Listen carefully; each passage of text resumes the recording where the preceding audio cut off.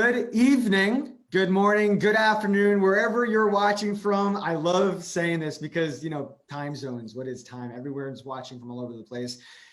Everyone, my name is Jake Sussman. I'm so excited to be on tonight. It is a big week. It's the week before Christmas, before the holidays. Everyone's getting all excited here. My name is Jake Sussman. For those of you who don't know, I am a dyslexia and ADHD entrepreneur, an influencer, and founder of Superpower Consulting, where we are a global mentorship firm for kids with ADHD and dyslexia to have their own mentor and role model. Now, since quarantine, I've been interviewing so many different cool people, from industry leaders to parents to kids to professionals. And in fact, Nadja is on for round 2. So I remember when we first talked, this was the beginning of quarantine, and now we're in the middle of the heat of it. And for those of you who don't know Nadja, she is pretty cool. And this is something that is really close to heart because a lot of our kids are on technology. We're in the world of technology even more so than ever before because of quarantine. Everyone's on technology, in front of their computers, on Zoom, virtual learning, playing video games. So the question is, what do we do? Because there's so much stigma around video games and technology. So Nadja is a psychotherapist and parent coach in Westport, Connecticut, as well as program director at Game Quitters, where she co-created their parent program, Reclaim. She has specific expertise in treating adolescents and adults who struggle with video game addiction, problematic technology use, and often co-occurring ADHD, anxiety, and depression. Along with her professional background, she has direct knowledge and experience as a mother of 3 children who have grown up during the current technology-driven era. She's a frequent speaker on the topic of technology and digital wellness and very much enjoys working with parents and organizations seeking help during these increasing challenging times. Hello. Could this that was a mouthful. Could this not be more? I gave you a mouthful. Good job. You did. But I'll say it's like, I just feel like this can't be a better time to have this conversation because we're about to enter a big holiday, because our kids are tired. They just want to chill. So let's talk video games. How about that? Let's talk video games. Well, let's talk about the fact that you said something really important. A lot of parents don't realize our kids are exhausted. Like there's no other way to put it. Our kids are exhausted. I think a lot of parents struggle with understanding why our kids are exhausted because for the most part, it looks like they're leading these lives of leisure. But in reality, they are having to navigate so many things, needing to understand so many different things from their parents did in their time. And you think about, we talked about this briefly earlier, like a game like Among Us, where you've got to understand how to collaborate, how to identify, how to know what's safe, how to know what's not safe, how to get invited. I mean, for all the skills that parents worry about that their kids are not getting during gaming, I would argue that there are a number of skills they can get during gaming. Right. Now, for those watching, really quick, so I interrupt you, but I want to say for those watching, what you think you're about to hear may actually not be what you're about to hear. And I want you to listen to this with an open mind because of the stigma. And this is a really big moment. And I really encourage you to ask questions. We're going to be on, or I'm going to be on, and whatever questions you have, please ask away. We're all a community here. So Nadja. Sorry. So to that extent, and one of the things that I know that you and I both feel passionate about are, kids with ADHD or kids who are socially vulnerable, kids with any kind of underlying I don't want to use the word disorder. So, kids with underlying issues that don't always have the opportunity to be at the popular table. Right. And here they can game, before the pandemic, gaming was a great way to be good at something, to get a new start, at the popular table because you were very, very able to focus on one thing. As you know, hyper focus is something that kids with ADHD are excellent at. I All know. that Yeah. stimulation is like, boom, it's like you've won lottery. So, but now we are in a different situation. So, realistically, ADHD, ASD, anything that might contribute to social vulnerability, whether it's social anxiety or conflict in your home, those are risk factors for what is going to be formally called internet gaming disorder. The number of population that falls in that category, super small. Very big difference between being addicted to gaming and being a problematic gamer. Just because you like to game a lot doesn't mean you're a problematic gamer.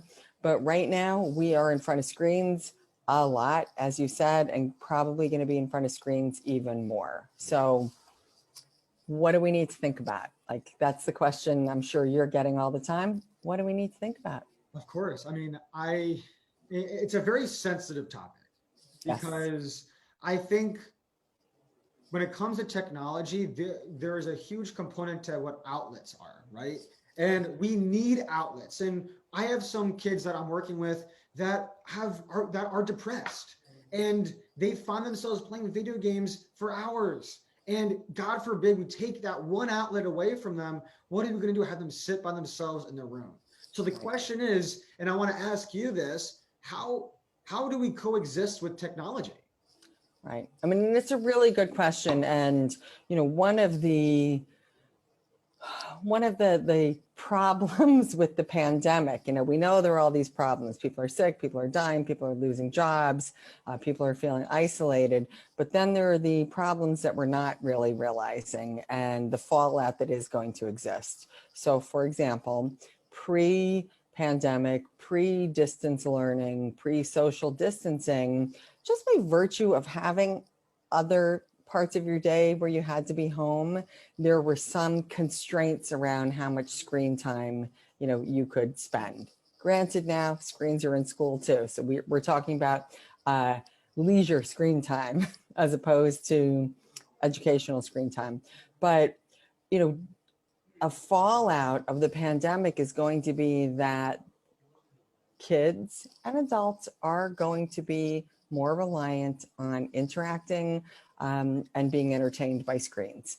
And when we talk about the pandemic being a problem, that is a fact that will exist. However, I feel really optimistic that post-pandemic, when people are having the opportunity to get back to some of their previous outlets, have opportunities for, other activities, that will help mitigate a lot of what we're seeing that's being exercised with screen time now. Wow. Now, hello, parents, there's going to be a transition.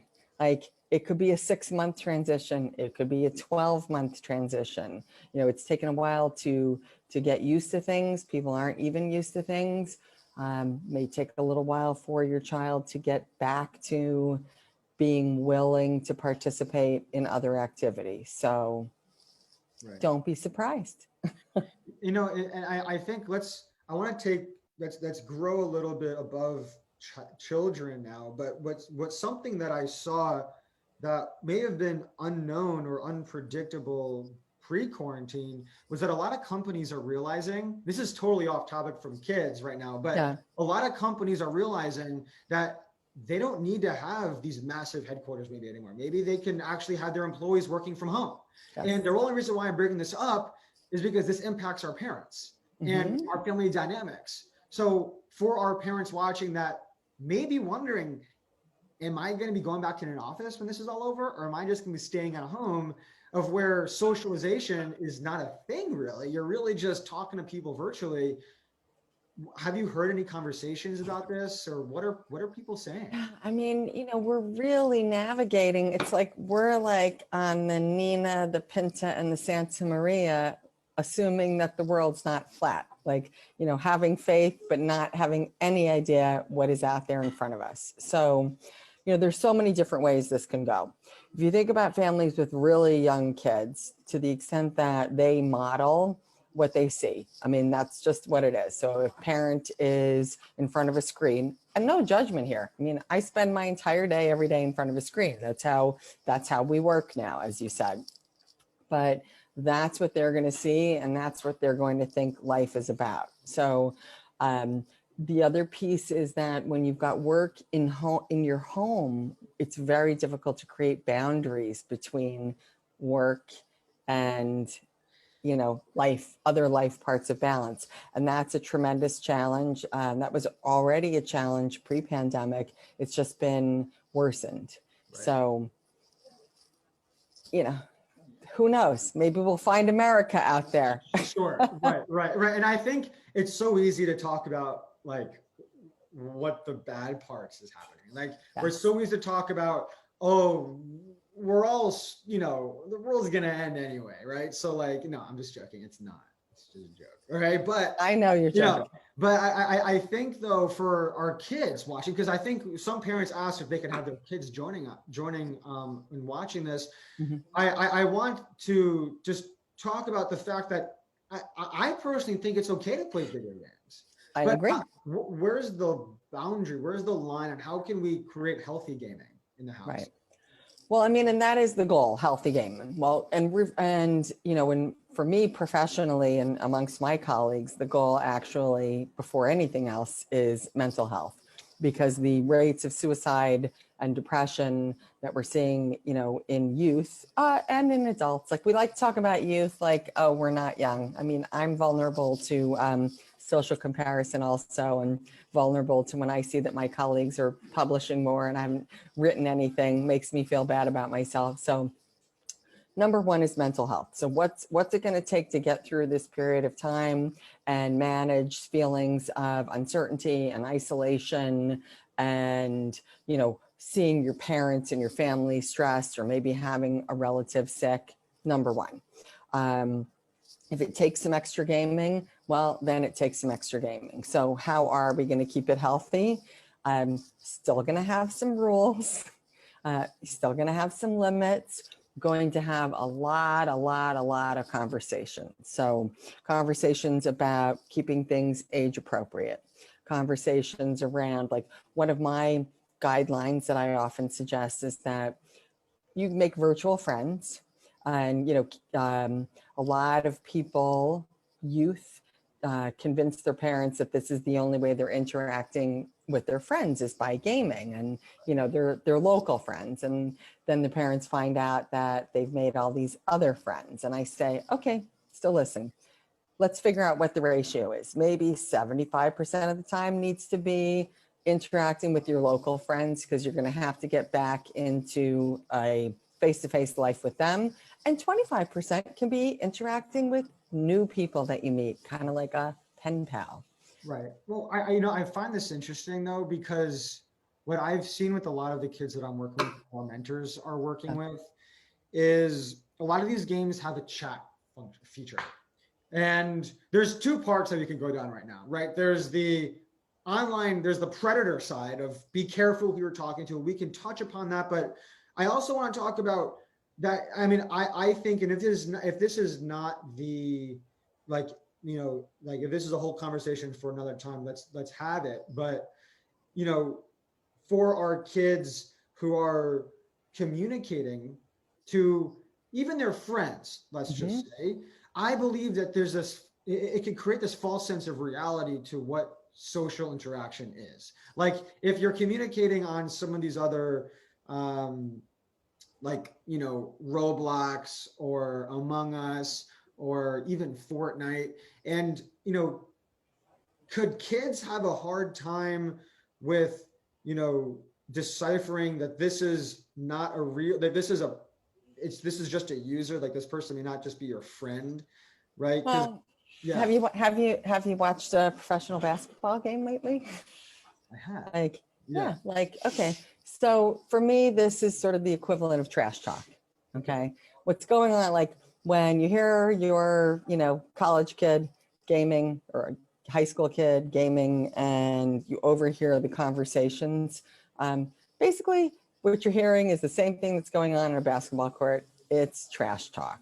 So if you're alarmed in real life about trash talk, then the same conversation that you might have with your child when they're playing basketball, rec league, whatever, then you should have that about their existence in the virtual world.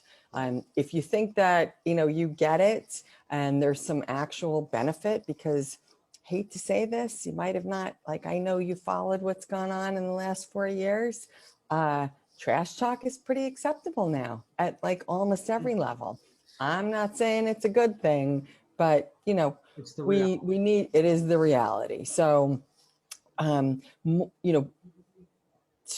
it's important to put as much weight on conveying your values to your kids about doing that as it is to protect, young ears and eyes. So, and then I also think that like there's this distinction to be made between predators and exposure to inappropriate material, like really, really different things. So when you think about online safety, the fear with a predator is that they're going to meet your child face to face, and that's really, really scary and can be really, really dangerous. So I'm hopeful that the way you have the conversation about not getting into a car with a stranger, not stepping up to a car that pulls up to your driveway and a strange adult wants to know directions, like,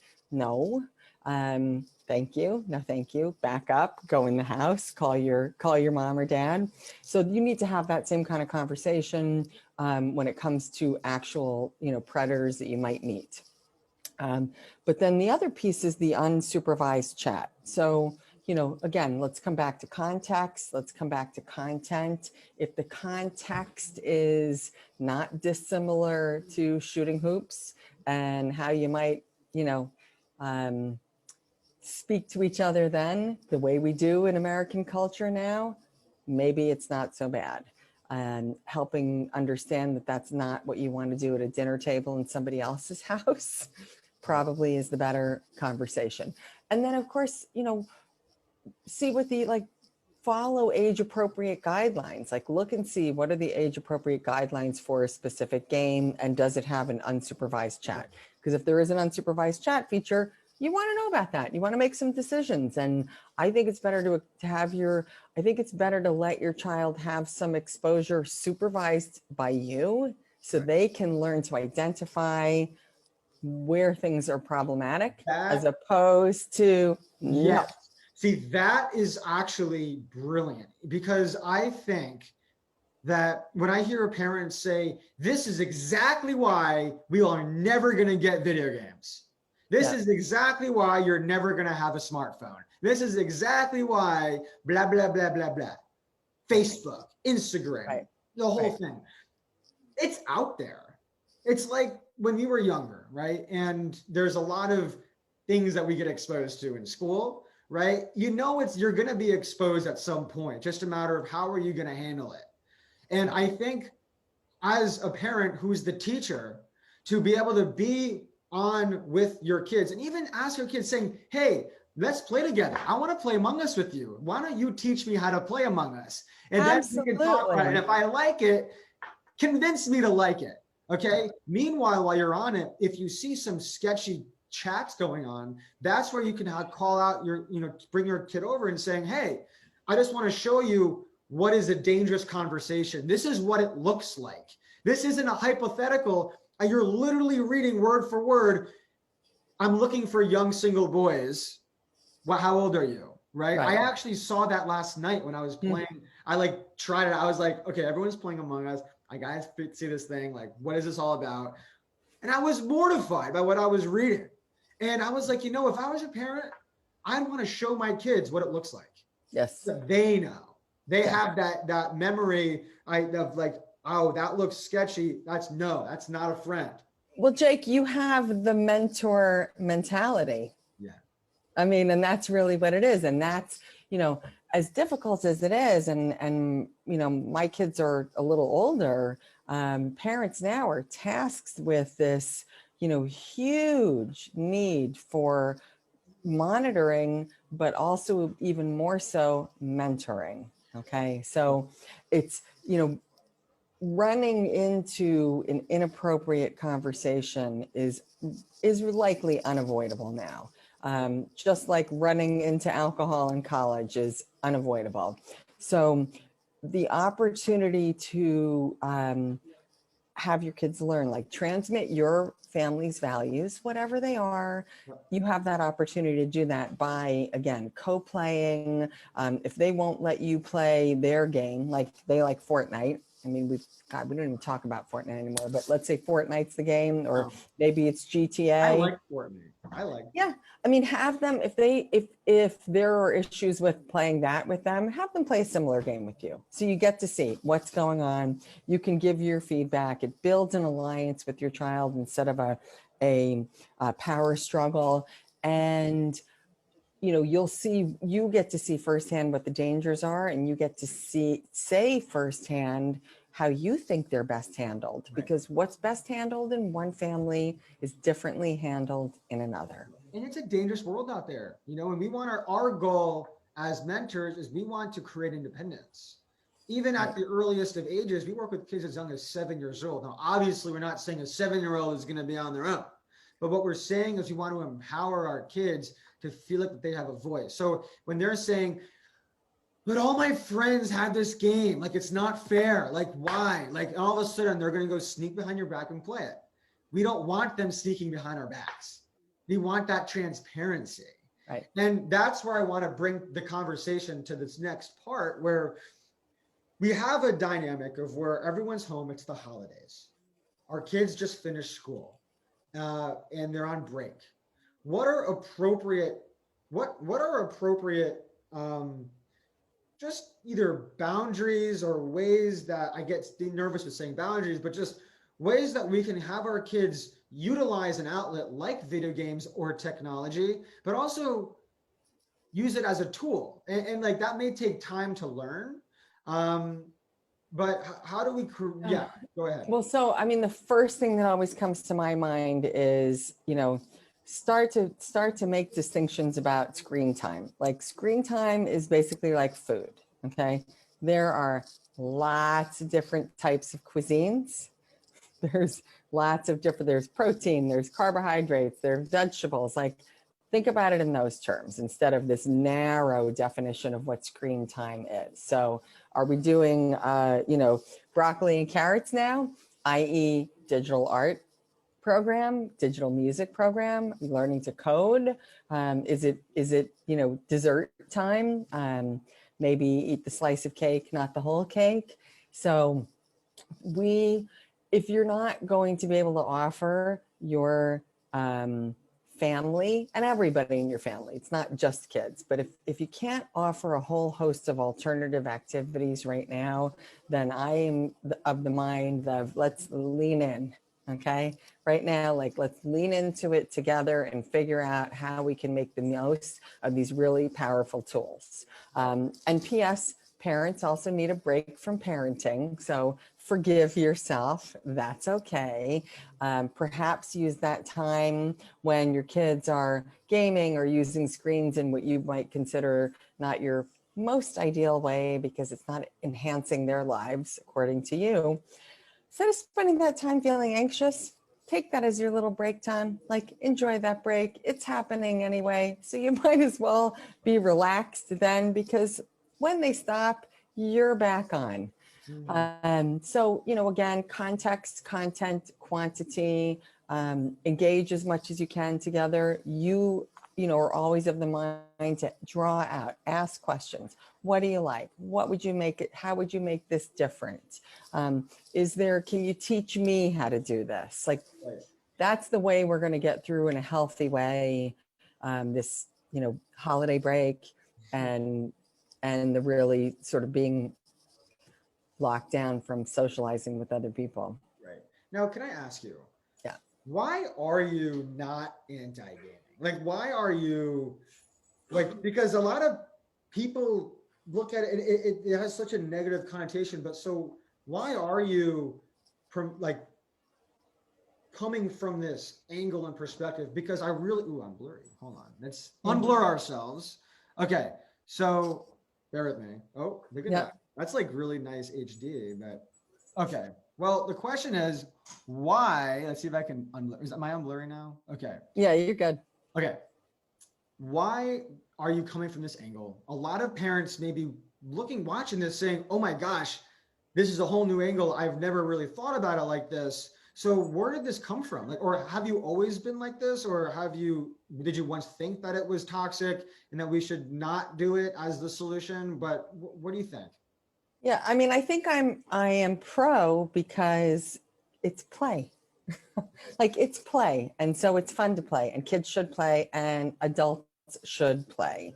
So would I rather have communities, we live in the same community. So if you weren't one of the 10 best basketball players or soccer players in the entire town that we live in, then you didn't make the high school team, then your opportunity to play was over. So, I mean, I could spend a lot of energy on talking about the importance of maintaining rec activities and after school activities for kids forever. I'm pro gaming because that doesn't exist. So, I think play is important. I think opportunities to expand outside of the geography of your town and have other interactions is important. I think for kids who don't necessarily have extremely well honed social skills, it's a great place for them to be somebody else, practice some social skills, see what people like and don't like, what turns them on, what turns them off. You can create an avatar that is the image of your best self and grow into your best self. So as long as it doesn't, supplant other healthy activities, because it's important to learn a lot of different skills. If it doesn't, I look at it as an addition. Do you have any ideas or thoughts to how parents can go about that though? Like how can we create an environment that endorses tech in gaming, but at the same time prevents it turning into an addiction? And actually, I do want to talk about that. Maybe there's two separate questions, but where is the line between addiction and just really passionate and interested? Yeah, I mean, and that's a really, that's even a really tough line. And even, within amongst my colleagues, it's really difficult to agree on because it is, it's first being recognized, like addiction, gaming disorder is first being recognized as a legitimate disorder. But if you look at like what the traditional screens are, have you lost interest in other activities? Are you thinking about the next time you can do it? Like all these questions, I mean, I don't know if they demonstrate anything really. Like those questions, the answer to those questions would be yes for anything you like doing. Like on the way home from work, am I thinking about when I'm going to get to do something I enjoy? I'm going to go play tennis. Yes. Have I given up running and swimming because I like tennis better? Yes. Not if you're a triathlete, you can get all three. Exactly. Yeah. So, I don't even know that that's really a good question anymore. Again, is it replacing all other activities? Are you in front of a screen, or are you gaming in a way? And again, I just published something about using screen time to help minimize gaming, because there's so many other things you can do on a screen, and we're in a pandemic. So I'm not, there's no easy answer to that question. It's going to be really different for different people. If you're meeting all the sociocultural expectations for your age group, but you also happen to be gaming a lot, or you're a really good gamer, or maybe now you've got a Twitch following and you're streaming, we don't know that that's not, we don't know that that's a negative. I don't see anything inherently wrong with it. So I see your parents not understanding what you're doing and not being engaged and involved. Is like when Elvis, when everybody thought, their kids were going to hell in a handbasket when Elvis was gyrating his hips. Like that was it. Like that's the same thing. Listen to the goddamn music So true. and see. Right. Now, because I know a lot of kids are seeing this and they're like, told you, mom. Yeah. But tell me the but. I want to know the but. Yeah. Okay. But listen up, kids. Listen up. This is to you. Socio-cultural expectations. Like your job is to go to school. Your job in school is to do your homework. That's the expectation for your age group. There is no disputing that family time, is a good thing, that time outside in nature is a good thing, that just having downtime, and again, the way parents respond to that, I'm bored. You have to ask, like, who's really uncomfortable here? Is it the parent who hears that, or is it the kid? Get him a mentor. Exactly. So, it's meeting the expectations. If you're old enough to be putting your dishes in the dishwasher, that you put them in the dishwasher. If you're old enough to keep track of time and, being responsible about, you've got 10 minutes left, that you don't start a new game. Yeah, fine. No problem. If there is aggression, if there's violence, if there's aggression, that's a time to be concerned. There are professionals who say it might just not be the right tribe for you. Like if a game is making you feel hostile and aggressive and angry, maybe it's just not the right game. Doesn't necessarily mean gaming is bad, but maybe that's not the right game for you. Right. I think a lot, and some of that happened to some of the kids that we're working with, where if they're playing Fortnite or Call of Duty or some of these other more high intensity stimulating action games before bedtime, Yes. I always remember when I was playing Call of Duty growing up. But for those of you who don't know, it's a first-person shooter game about the war. It's actually, funny enough, a lot of kids who like Call of Duty are really interested in history, which there's a correlation there because you're literally in World War II. So in some of these other wars.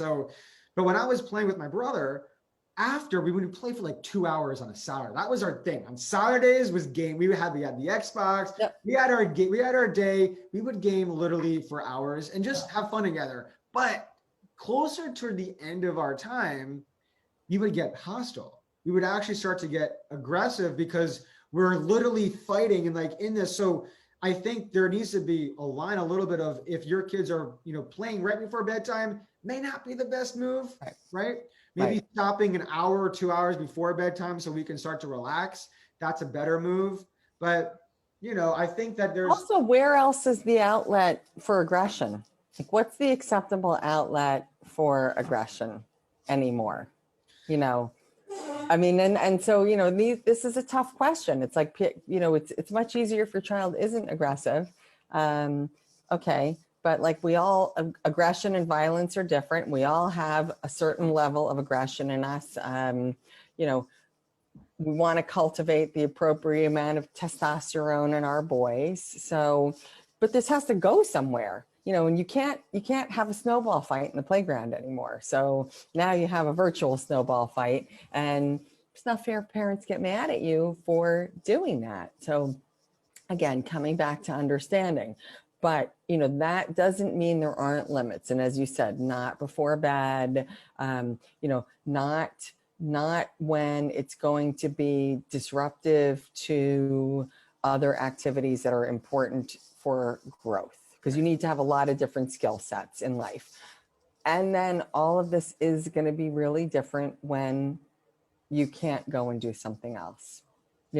A big red flag, I will say, is that kids who, when the parents offer them something else and they're willing to go and do it, like they may love gaming. You love playing Fortnite, love playing Among Us, whatever it is. But when your parents say, hey, want to go fishing? Want to go to Disneyland? And they're like, yeah, definitely. Let's go. Want to shoot hoops in the driveway? That's different from somebody who is saying no to everything. Right. So you got to look at now why they're saying that no, but. Right. And that's where, and again, because I can talk for literally hours about this. It's so fascinating. And that's like a case that I'm seeing more and more of it. I'm sure you are too. Of we have some of these our kids that they're bored and they are gravitating towards these games because they're stimulating, they're satisfying, they can win right away. They don't have to wait for to see they can see immediate feedback. And all of a sudden, that becomes the priority instead of wanting to go outside or instead of wanting to go with mom to go outside or go hang out with friends. Like you hang out with friends, what are you gonna do with friends? Oh, you're gonna play video games again. So like, Right. That's an example of, and again, we can case by case, we can go off on this. So, but I definitely want to just acknowledge that because there are a lot of different examples, I guess, of kids with either developing toxic habits, and it is a habit. It's a habit we're talking about, right? And then the Yes. routine is the video game, and then there's the reward. Right. Yes. There's the And trigger. reward maintains the habit. Right. There's the trigger. By the way, have you read Power of Habit? It's a great book. It's Maybe. a great book. I don't know. It's Okay. a really great I'll take book. one. They found science. They were talking about there was scientific research that they were able to discover as to why habits are a thing and to where habits come from. And they talk about how you look at if you're backing out of a car, out of a driveway. Right. I've said this before. When you're backing out of a driveway in a garage, think of all the things you have to do in order to successfully back out of a driveway onto a busy road, right? You have to turn the ignition on, to distinguish the pressure of your foot and driving backwards and also determining the speed of the oncoming car and is it safe to go? Or there's so much you have to do, right? But then that's something we do without thinking, without energy. But if we want to start something different, that's why I have my rocket ships all over the place. Because my rocket ships are that example of starting new habits that whenever you start something, it's going to be the most exhausting at first. And as you keep doing it, it gets easier and easier to the point of where it literally becomes muscle memory. So when we're talking about a toxic outlet here, I mean, I think, and that's what I talk a lot about with our kids, is that what you're doing is a habit based off of a trigger that caused you to perform the routine of this habit, right? Right. Anyway, And you're dealing with something that has a lot of addictive characteristics. So, I think that, there is, again, there's this stigma and there's this, absolute rejection. As soon as a parent hears the word video games, they think because it's unfamiliar, it must be bad.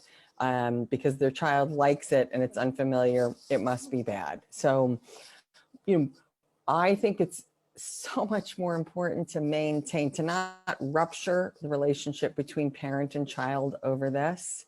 The long-term negative impact of that rupture is likely much more significant than the number of hours that somebody is spending gaming. So instead of rupturing. Yeah, completely. And I want to also mention too, and then we'll kind of close this up because, gosh, we can just keep going. How you doing? Yeah. How you doing? I'm good. How are you? Yeah, I'm good. I'm having a blast. I think next time I want to have dessert, like a hot brownie with like or something. We are next time we'll have definitely doing that. We'll have to set it up. Wine and cheese. Ooh, I think that's better. I can rock. I'm a brie fan. It's like get me some like warm brie fig jam in a glass. There you go. Oh, all right. Let's go. Done. Come there you on. Go. I'm with now you. We're talking. Then we'll have all the people watching send us a picture of the meeting. Yes. Wine and cheese. I love it. That's our next one. That's it. All right. You see that here, hear it here first, everyone. So I want to ask, like, first of all, is there anything any tips or advice that we can share with our parents watching this? How can they contact you if they have questions or if they want to get involved with your work? So best way to get me is through Gmail, or you can find, Gmail, Nadja Streiter at Gmail. That's the simplest way. I don't know. I think you'll see my link in Facebook. You can DM me if you want to. Yeah, I don't even have a website, if you can believe that, because that would be more screen time for me. And I can't get myself to do that. But I definitely want to do this again with wine and cheese, Yes, done. We're gonna do it. especially All at right. this Well, time. we'll do it like an every 6-monther kind of situation, just the progress. I think we're going to have to do this again sooner than that, Jake, 100%. because I think let's do it. We may have to do a March. And I want you watching this, for all of you watching, let us know. Do you want Nadja back on? And if so, should we even create a little summit out of it? Should we invite some people on a Zoom with there you us? go. Hey, let's do it. And like, what are the pressing questions? Hello. You know, what are the pressing questions? So, Yeah. you know, again, biggest tip, overall mental health is number one. Overall mental health is number one right now. Play with your kids, have limitations, don't be negative about games overall, create an alliance, collaborative, you know, collaborate together. Do they turn it off when you say when they're supposed to?